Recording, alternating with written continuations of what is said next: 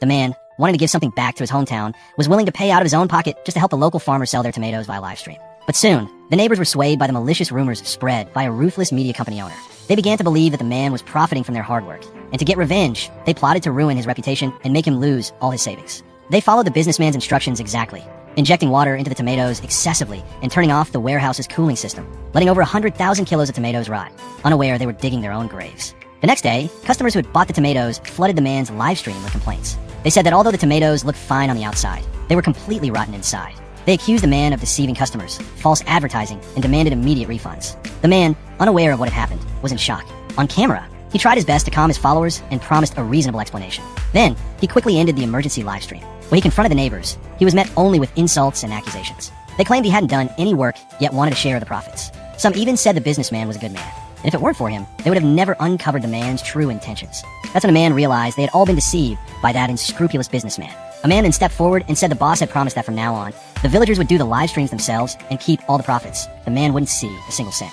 The man accused them of being ungrateful, reminding them how they had begged him in tears to help sell their harvest, and how he had agreed only because he felt sorry for them. But the man replied that the man had been keeping $5 per kilo, and with 3 million kilos, that added up to $1.5 million.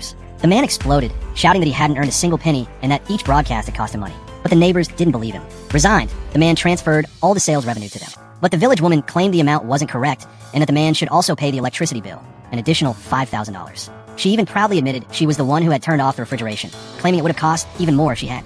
The man was stunned. He warned them that the tomatoes would rot, but they ignored him, saying he was just jealous that they could now make money on their own. The man didn't argue any further. He transferred the electricity money too, and told them they would regret it. But the woman just boasted that they had already signed a contract with the media company, were now official influencers, and that the boss had given them an account with 1 million followers. They believed they could be as famous as the man and sell even more. The man finally understood the full truth. His assistant quickly warned the villagers that, with no experience, signing such contracts was dangerous, and even a minor violation could cost them millions in penalties. But the villagers refused to listen, still believing the businessman was their savior. The man said nothing more and left the live stream studio, wanting to see how many tomatoes they could sell on their own. The villagers felt confident and began their live stream, full of enthusiasm.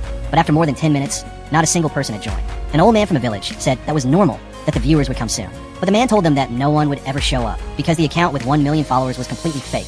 His assistant explained that the businessman used this trick to get people to sign contracts, and then set them up for violations in order to demand massive compensation. The minimum fine was $500,000. Even then, the villagers didn't believe them. The man urged them to read the contract themselves. As they read it, panic set in. The contract required them to live stream for 12 hours every day. Missing even a single minute would result in a $500,000 penalty. They were also required to follow all company orders. Any disobedience carried the same fine. When the village woman finished reading, she fainted on the spot. Just then, another neighbor came running in with more bad news. All the tomatoes in the warehouse had already rotted completely.